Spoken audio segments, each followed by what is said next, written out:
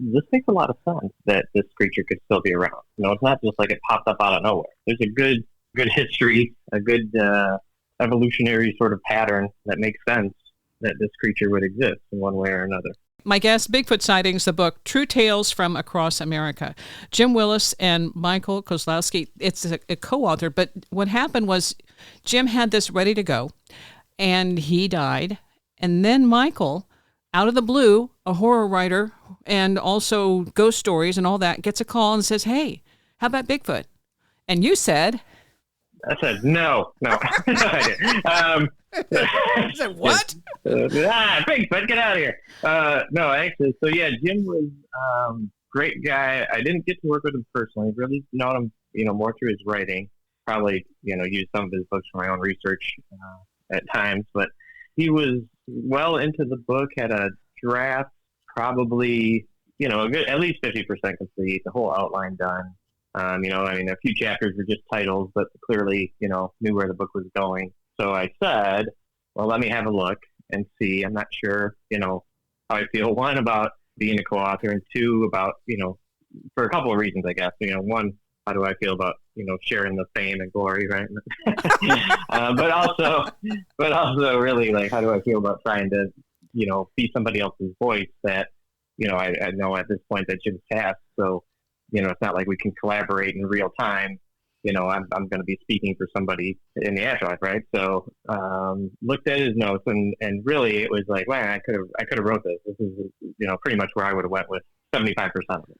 So I felt comfortable taking it over, and I was honored, humbled that, the family was willing to let me do that. These are no small things, our babies, our writings. So yeah, of course it was an honor and a challenge, but I think in the end, between the two of us, we've produced a pretty good book. It is, and it's more like an encyclopedia because you draw from a lot of resources, the science part, the expeditions, the what was it, Hillary, who went up back in the 50s and decided to go look for the Yeti and came up dry, unfortunately. yeah, and I think the Hillary one, I think was a little bit of, from his point of view, I think it was a little bit, I'm going to use this to help my funding. There was, in his original expedition, they found a footprint or some footprints, and the Sherpas that were with him were like, oh, this is the Yeti, and that's kind of his first understanding of the Yeti and what they believed it to be. And then I think it was sort of a, well, hey, besides just looking for a way through the mountains, we also might have this amazing creature to find, which they did not find, but, there were some more footprints, and that really kind of got the ball rolling. And there were some earlier sightings, of course, with native peoples, and even before that period, there would have been an early sighting in California. But the Hillary, is just somebody everybody was following at the time, right? All these adventurers going out and doing stuff, and people living vicariously through them, and so them coming out with stories like that really sort of put it into the public eye. And then there's more to this. I mean, the indigenous, the background, the lore, the legends that say that this isn't fiction, this is real. It's just the Western civilization mind of it isn't science, so it doesn't exist, and they don't care about that. Right. Yeah. Whether okay, good. Whether it's Nepalese, with the Yeti, or in China it's the Yeren, and Australia the Yowie. Pretty much every country has some similar being, some sort of ape-like, man-like creature. Some a little more less defined, I'll say, like Native American culture, the skinwalkers and things like that some people think are related. But yeah, for most of those more ancient folklore, legend type stories, we'll call it, tends to be more of a magical creature, a little more supernatural than maybe what, the consensus, I'll say, or the leading theories are today about it being more of an organic being. I go with interdimensional, and I'm not. For me, yeah, it's what I've experienced, and so it's like I wanted to get this book because I like the broad spectrum that you and Jim pull from, and then Jim is a believer, and he signs off. He opens with that, closes with that, or between the two of you, that's how it's a bookend there of why he's interested, his investment. Yep. He wanted this published, and I think you took it on. I'm glad. Oh, I appreciate it. Yeah, Jim. Yeah, he between the two of us, definitely more of a believer. I'm a little newer to the paranormal kind of investigative genre. I have my ghost stories book a few years ago. I've done some investigating, but I write a lot of fiction as well. And I'm an engineer by day, so I tend to be more of a science guy. Yeah. It's just how I roll, right? Yeah. But and Jim as well. I mean, I don't want to give the impression that Jim just is, believes whatever he's going to hear, right? He wants to know, he wants the evidence, and he wants the facts as much as anybody. I think just he's been in the field longer. He's maybe had more experiences, even just throughout his lifetime, that opened him up to belief. And we spoke a little bit before recording that my needle has swung a bit more in the optimistic skeptic direction than just the skeptic. So just through writing the book and some of the research that I've dug up in the process. Well, there was some stuff I learned about the Patterson-Gimlin film that I wasn't familiar with in the background, in terms of them making a movie, a spoof, whatever, Mm-hmm. a mockumentary. And so the outfits were there, but the kind of stuff they turned up that actually has continued to feed it, where it is unclear whether it is legit or it is fake. And that's the whole point of it, is it is that inability to make a conclusion that says, okay, there's something to this.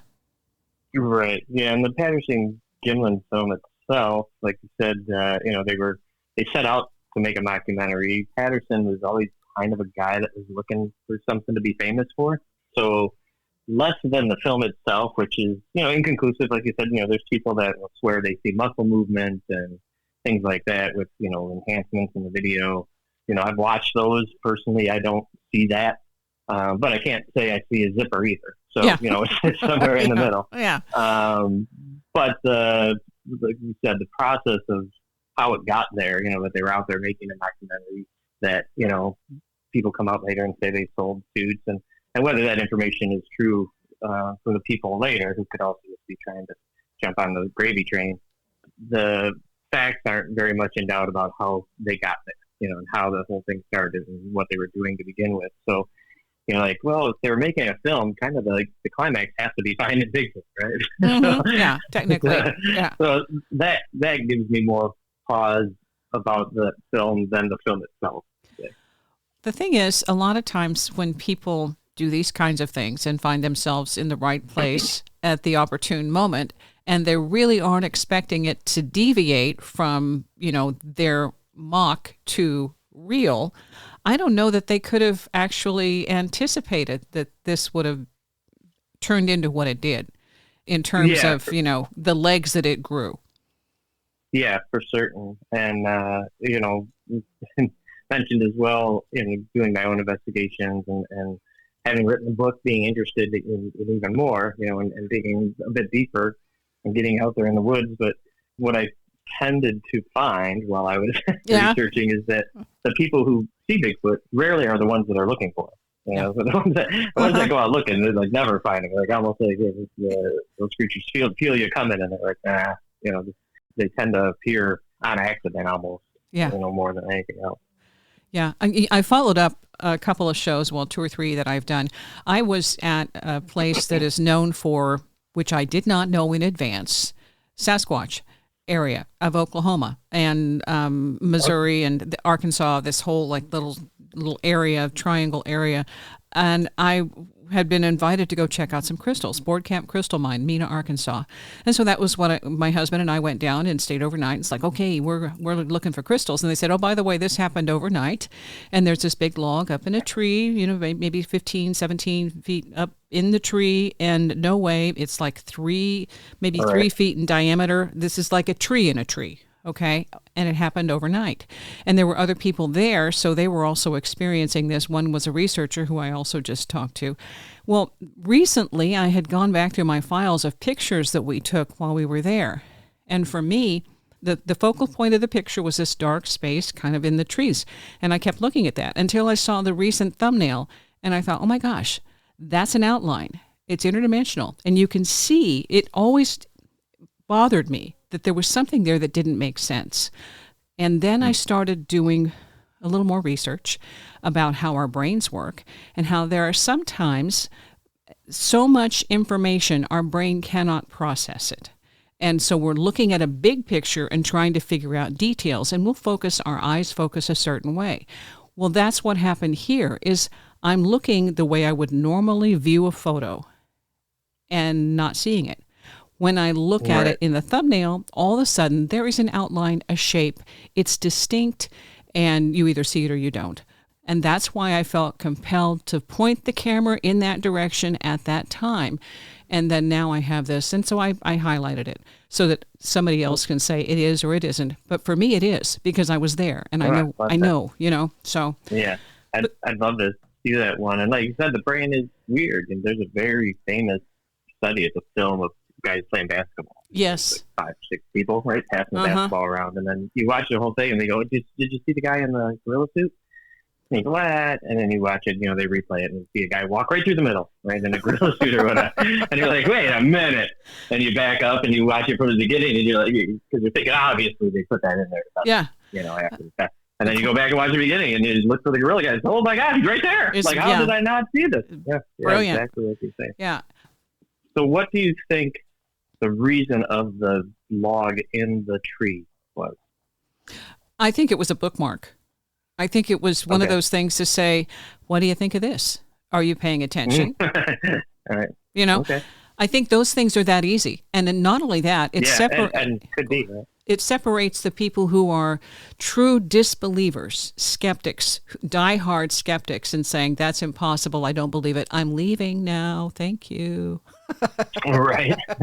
Versus the ones who say, I'm signing on. Whoa, what is that?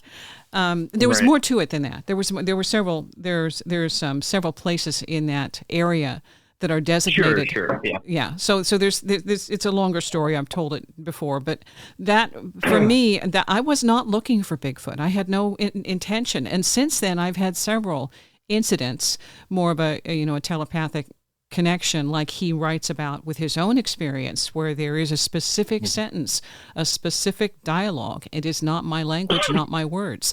And so for me, that's real. But you also in the book, you also go into like Jeff Meldrum, who has Bigfoot, the casts and the stuff. He's been studying this for years.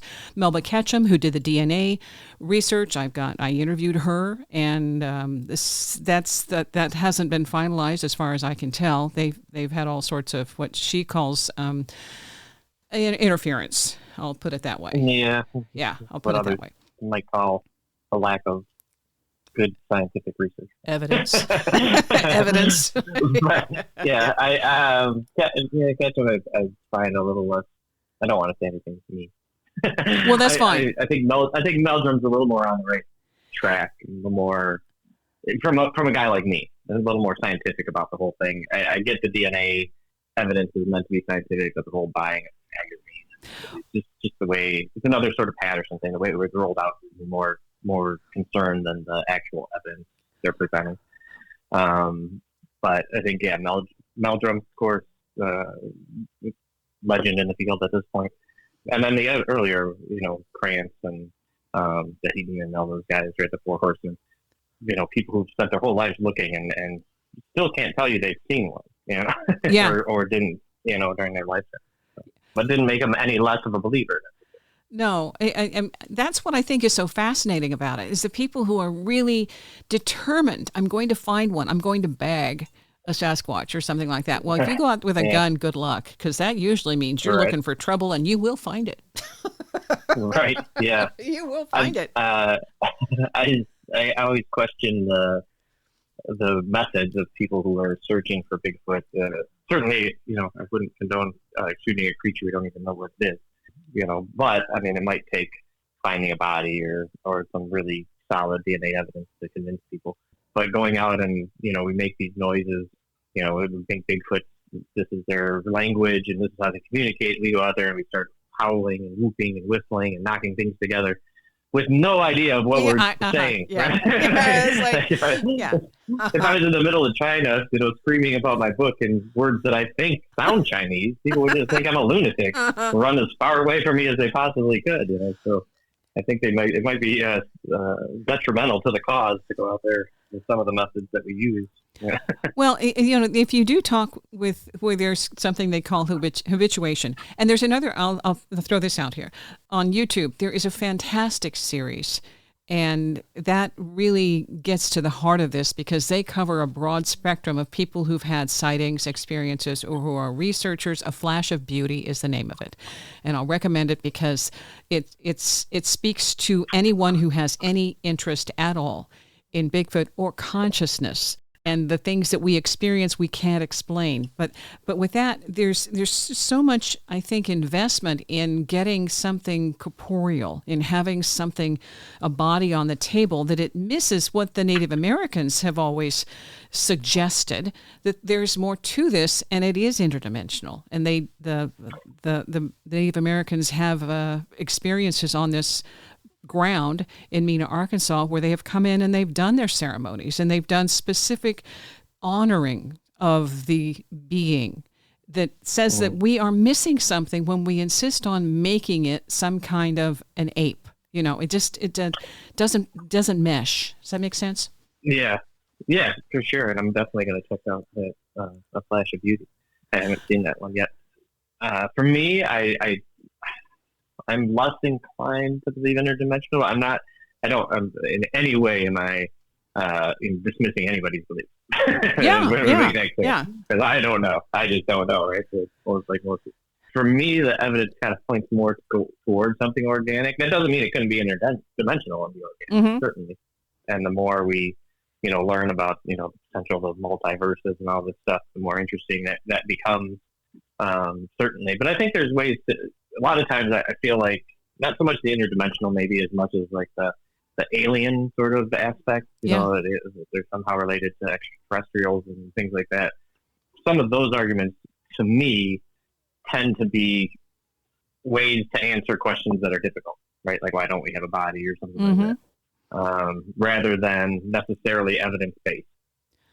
So I've stuck to what I can, and this is a very simple. You're on the fence. You're right there. You're right there on the fence. It's a very simple sort of, thinking for me, right? I have things I can touch, things I can see, things that are tangible. That evidence. That's the engineering me. Oh no, that's fine. The thing about it is it's different for each person, and that's part of the beauty. Just because one person sees it doesn't mean the person is next to them or with them will see the same thing. And for me, with ghosts or anything, I want to believe. I love the idea of magic and wonder and curiosities in the world. That's what makes it interesting for me. So, the more, if there's fairies and leprechauns and Sasquatch and ghosts and, angels and whatever, great, bring them on. I want to know about them. I want magic. Well, and I think this one kind of draws me. This also seemed to whet your appetite because on the other show, I heard you talk about, well, okay, I'm on board if they're going to go out and search and make plans to go somewhere, and they were going to try and go somewhere where it wasn't known for sightings. It was Minnesota, I think, talking about the Ghost Facts show, getting a little drop there. Ghost Facts Radio on Facebook. Yeah, invited out to try to make something happen in Minnesota. I was shocked to find out how many sightings are in the Midwest. You think of the Pacific Northwest. I've been down to the Appalachia area, Kentucky and Tennessee, and did some, very weak investigative processes of my own. But, then to find out that, Michigan is in the top 10 of sightings, I think maybe top 5, if I remember correctly, based on the Bigfoot Field Resource Organization statistics. It's like 300 and some sightings in the state. I was like, I had no idea. And I live right here. Trees and water. Yeah, right. Exactly. Yeah. So it makes sense. I travel all over the state and the country and the world for that matter. And Michigan is, all trees and water. Like everything north of Detroit is, up north, as we call it. Lots of room to roam, as they say. Well, it's the thing that we're, I think, discovering is that we haven't really paid that much attention. And so now when more people are talking about it and sharing their encounters and saying, well, this is here and that's there, then you find out, good grief, they're right down the block. And I think that has to do with more people sharing their own encounters or experiences or beliefs or whatever, I think it's made a huge difference. Certainly, and certainly people being willing to share it. I mean, it's a tough thing, even with ghosts or angels or any of the aliens. People understand the stigma behind making a claim that you've seen something or felt something or whatever, so they can be hesitant to share their story. I think with technology and social media and things like that, we're much more. It's easier to find your people, right? Yeah. And to find the groups that you can relate to and you can share your stories with, who aren't going to put you down or dismiss you out of hand. Again, then spreads those stories, like you said, farther and wider. Sorry, my dog. That's not a Bigfoot. That's my dog. A ghost sighting. Yes, a ghost sighting. Yes. It looks very similar to a small black terrier. I'm going to let them out of the office, and they'll probably bark out there for a second. But, that's okay. I have that. Anyway, that issue too. Right. So, anyways, I think it's just with social media and all that, it's out there more in all these cases. So it is getting even more attention than before, and it's easier to find your people. It's easier to share your stories. It's easier to connect and go places and meet people and investigate. There's some harms that come along with that as well, with technology, and some difficulties that we'll have going forward. I think things like AI and video and maybe legislations like that are going to make it even tougher. I think to say this picture is accurate, this video is real.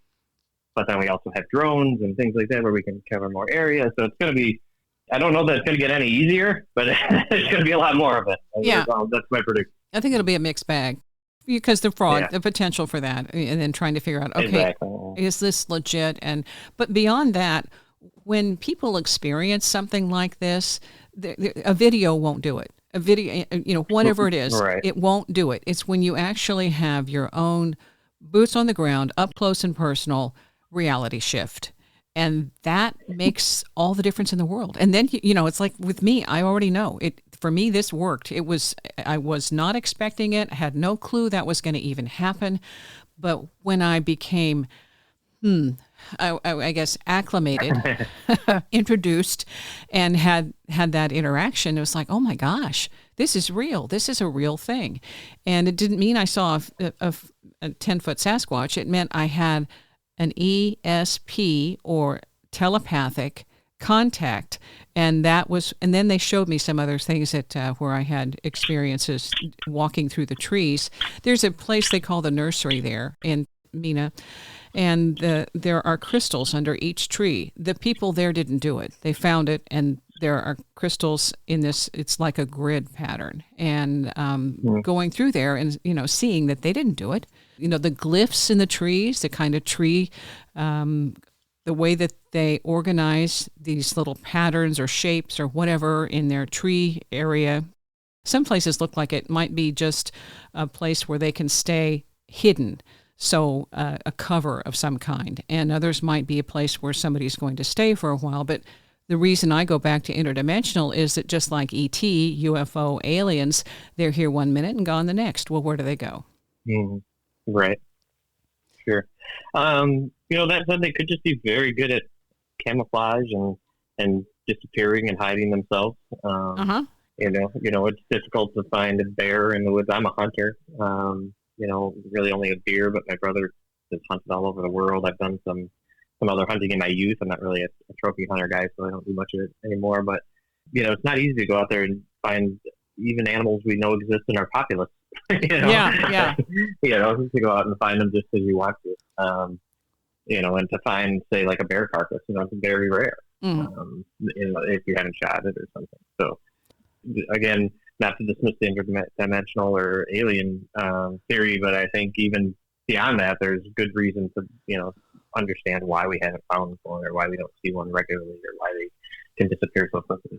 Well, if someone shows up in your home, they're there, all right, because they don't belong. Right, we're going there. Feel it, right? Yeah, we're going there, and we're not going to stand out. Right. Yeah, exactly. Yeah, for sure. I thought you were going somewhere else with that, but that's to the point of somebody in your home.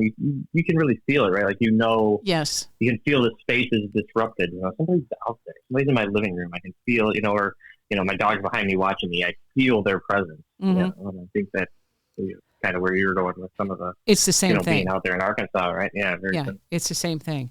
For what we are learning with this is that our senses need to be a little finer tuned to be able to pick up on some of the nuances when we are in the woods, instead of just being afraid when a tree knocking sound. It's like, right. Whoops, all of a sudden the shivers, the goosebumps, maybe I should go away. And I've talked to people who, as soon as something like that happened, when they were in the woods alone, then their guard went up. And right. I remember having PTSD and going to camping in Colorado up by Gunnison and being way out, in the wilderness and not feeling safe because of the PTSD. And so, and right. I grew up in the country. I was quite comfortable being alone out in the woods. But for some reason at that time, it didn't click. And so, there's that sense of when you feel something is off, then that means that whatever it is in that space, that area, you're not going to pick up on the nuances for the most part. Yeah, and I think along with that, if you're coming into it, and I want to speak from my, own personal experience, if you have that skepticism, it's hard to be open to some of the other stuff, right? You really have to work hard at it. Something I have to work hard at when I do investigations, whether it's ghosts or whatever, that I don't just dismiss things offhandedly, that I'm open to that being real, right? I think because I'm very left-brained and right-brained, I'm pretty good at it, generally speaking, but it's still an effort that I have to make to be open to, like you said, open to those nuances.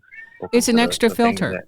Not just running away. The filter that you're having to work through is the automatic, it can't be, and thinking of all the things that it might be. So you're going down this laundry list of right. things that it could be and ruling that out. In the meantime, the moment has passed. Hello. See you, bye. Yeah, exactly. That's an excellent point. Yeah. So, but that's it. And so that's how we learn and how we adapt and how we expand our sense of reality by knowing, okay, what's the weakest link? What is holding me back? What is my, where's the filter? How have I made it too heavy or whatever? The ghost thing. It took me a while to figure out in some ways that there were ghosts in my presence, and that when they actually did stuff and I had to figure out that's what they were doing, it wasn't just me.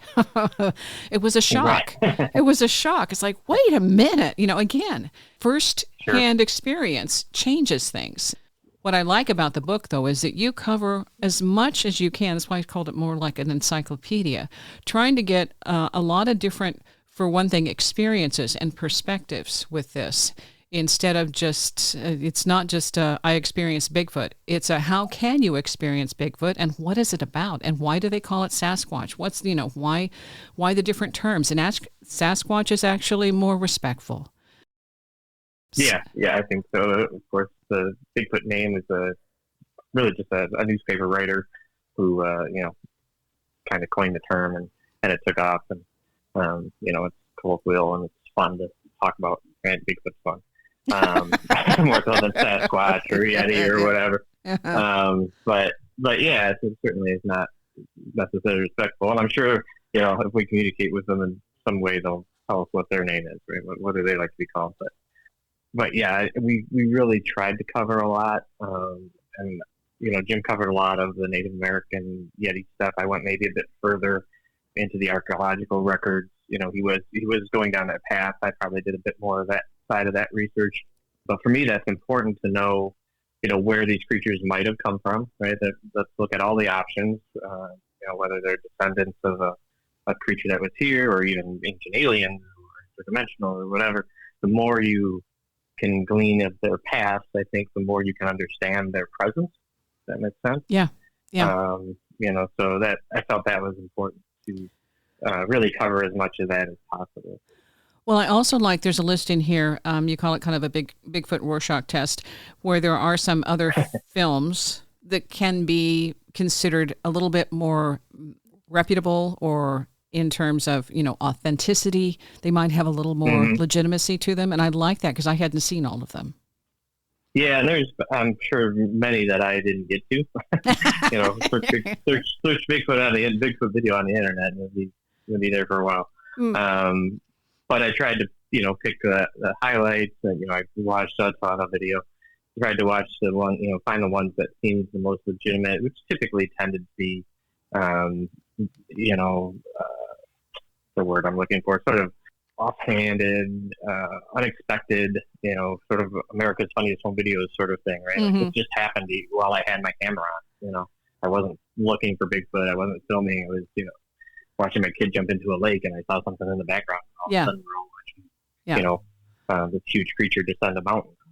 That's more likely, And that kind of goes toward the film and video and photographs in the first place. A lot of people believe, especially if you believe it's an interdimensional being, that they have a power, some ability to cloak themselves or to disrupt, technology in some way. So you can't get a good picture. You can't get, a clear video. I don't know if that's just a convenient way of saying I don't have a good video of Bigfoot, but it has some legs. There's a lot of people. Every one of us has a phone in our pocket these days, and we still don't have a good video. And when we get it, it seems to be grainy and blurry, and probably the next video in your phone is clear as day. So yeah, there could be something to that. Right? Well, about the photo that I took. I didn't know I was taking a picture of Bigfoot. I thought he was hidden. It was hidden in the trees. And then when I look, and it's like, no, it isn't hidden. It's right up there at the forefront. It's just my eyes didn't catch it because it wasn't something I'm used to viewing. And not only that, I think it was in between. And so, the effect was too much for me to even believe after I had the photo for several years. And then, and then saw it. Chooses to dismiss it. So, I think that's a lot of what we're looking at when we deal with things that are paranormal, all across the board, in terms of ghosts. And, when a ghost appears, it's a wispy kind of shape, sometimes you see a figure, sometimes you see dust, or you see a cloud. And to tell people that's a ghost, well, that cloud is a ghost, or the orb, it's a ghost. Right. People are people. Right. Sure. It's like, okay, that's your ghost, that's my orb. The two do not meet. Okay, it's a lens flash. It's this is you're crazy. So that's why you have to find your tribe. Your tribe knows what you're talking about because they've been there, done that. Exactly, and it's. It's in the name. We should expect it, right? Paranormal or supernatural, right? These are things that are beyond what we're used to. It's beyond natural. It's beyond normal. So you have to figure out how to work within that space. The thing I like at the end of the book is when you include Jim's story. And Jim has now at this point been in the wilderness out where it's nice and quiet. He doesn't have any interference. And so when he hears a noise, it's unusual.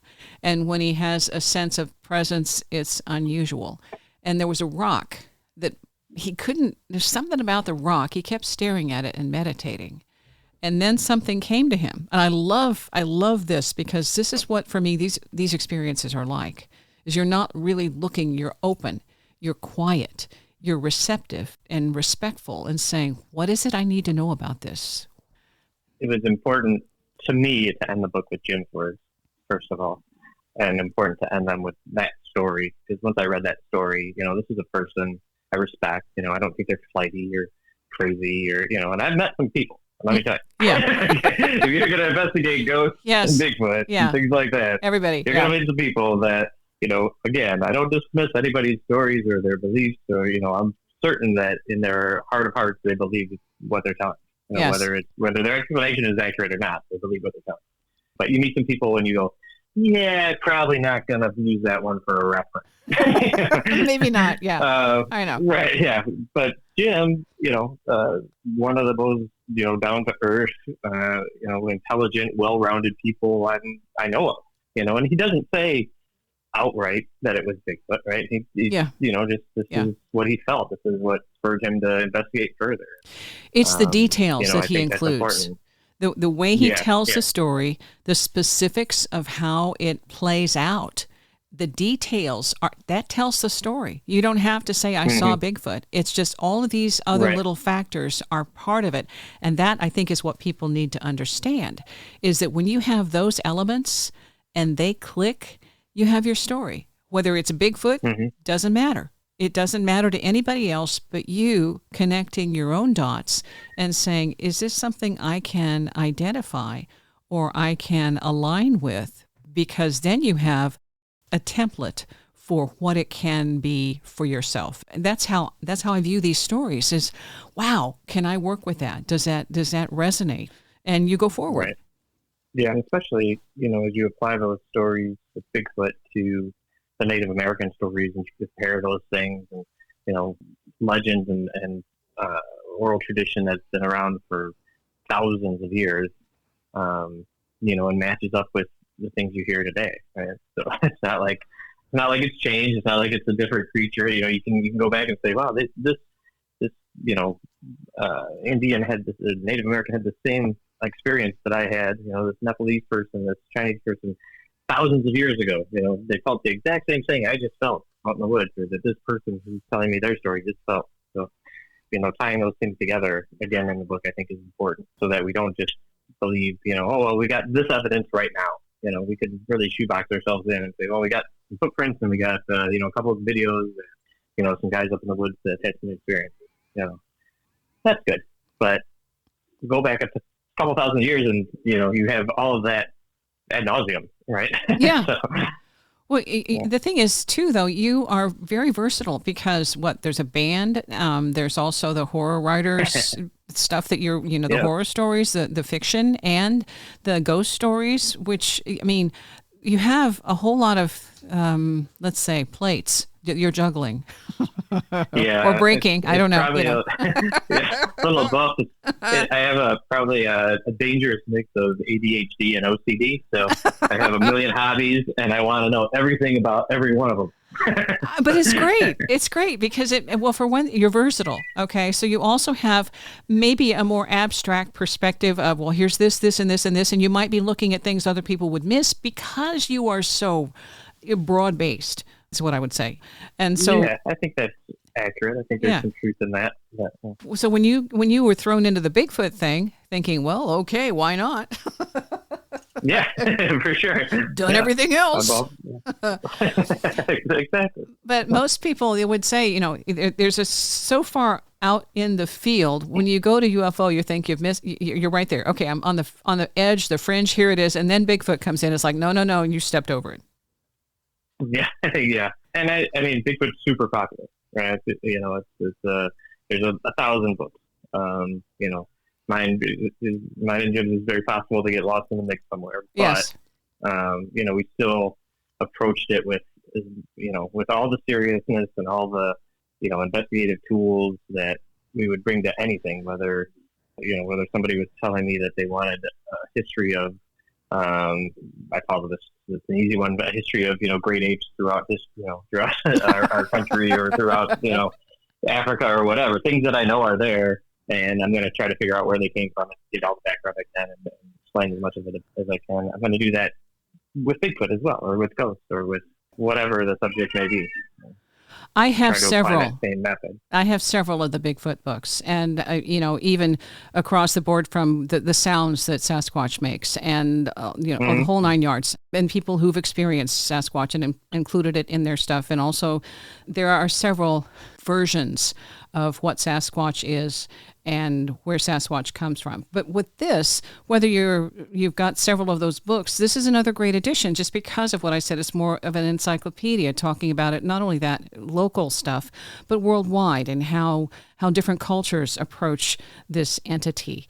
And the thing that you add to it is they're just ways of looking at it that maybe if you have a regular Bigfoot book, you haven't discovered.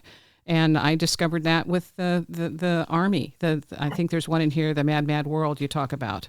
And that was research in Canada and the United States. And so it's different because you're talking about, at one point I knew that the Army Corps of Engineers had in Oregon or Washington, they had some kind of a little sheet that actually warned about, having encounters with Sasquatch. Yes. Mm-hmm. Sure. Here's how you should act. Yes. Yeah. They're not doing that just as a joke. Well, they could be, right. But there was more to that. And so, when you're talking about military warnings for the people who are boots on the ground, saying, just in case, not that it's real, but it might be. Right, exactly. Yeah, it's plausible enough that they're going to give you a cheat sheet, a script of how to react. Yeah. Yeah. Okay. Well, that says something. So, but that way, for people who are on the fence, then those little tidbits come in handy because it says maybe you're not as far out there as you think. Right. Yeah. Well, I appreciate the glowing review of the book. I hope it gets out to many. And the other thing too, though, is that what I heard in your story, and then listening to another show that you've done and other things that you're saying, is that this actually got your attention, and now you might be less of a skeptic and more of a what if as you have delved more deeply into the subject. Yeah, for sure. The needle's moved. A lot of that has to do with some of the more research into the past and the archaeological record, and just being able to look at that and say, well, this makes a lot of sense that this creature could still be around. It's not just like it popped up out of nowhere. There's a good history, a good evolutionary sort of pattern that makes sense that this creature would exist in one way or another. And then, of course, people's stories, depending on who they are, can be more or less convincing and draw you in. And I'm still a skeptic. I don't want to, I'm not going to sugarcoat my opinions at all, but definitely my needle has moved to where I'm much more of an optimist that it's in its potential existence than I was before I started, certainly, and much more interested in going out and, either proving or disproving it one way or another. Yeah. Well, yeah, you wouldn't go out camping in the woods if something hadn't changed. Right. So it's like, exactly. Okay, sure, I'll go on this little Sasquatch expedition. Why not? That's the thing that's different, though. So is there one story that stood out? Oh, I've been asked that a couple of times, and I don't really have one great one. There was a story of a camping group, like a youth group. Off the top of my head, I can't remember where it was at. I think it was in the Pacific Northwest, but similar to what I was saying, they were just kind of filming, and suddenly up on this ridge, they saw, a creature walking, and it started kind of moving toward them. And it was always in the distance, and there's video of it, and it's a pretty solid video. There's nothing, you can't zoom in and say, oh, yeah, that's, for sure a Sasquatch or a person, in a fur coat or whatever. But the reaction of the people as they were filming, especially the kids who, and I say kids, they're teenagers, young adults, their reactions were very believable, not very, not staged. You could tell this was authentic. Whether what they were seeing was authentic doesn't really matter. What they believed they were seeing was authentic. And that was the one I think that stuck with me the most. Okay. And that's what I was curious about, where did you jump off the fence for a moment? Yeah, that one was close. Even the Patterson Gimlin stuff, even the stuff that, I don't necessarily have as much faith in, is compelling, you mentioned Dr. Meldrum. He's been all over the place. The more you listen to him, he's not a lunatic, right? Or Krantz, these are well-educated guys that are scientists, right? They're applying the scientific method to the best of their ability. And I appreciate that. And their science has been enough to convince them that it's real, so all of it kind of combines to go, well, maybe I'm being a little hasty. See, I'm just seeing you incorporate this into one of your horror stories, all right? Because you've got ghosts, you've got the other horror stories, and I'm thinking, oh yeah, this is you're on board, but whoa, what am I going to read in the next book?